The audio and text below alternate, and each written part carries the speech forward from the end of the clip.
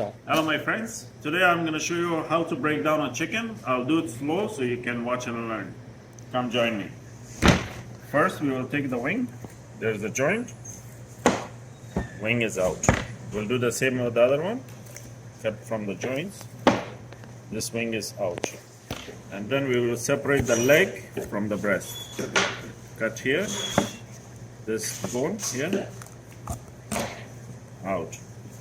And then we'll separate these two legs like so. Then the drumstick from the thigh. So this is extra fat. We remove this.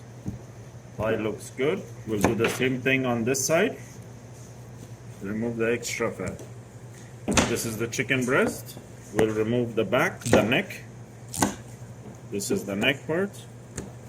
And then if you want to skin it off, so make a little slit here and you can pull off the skin like so. Then we will split this in half.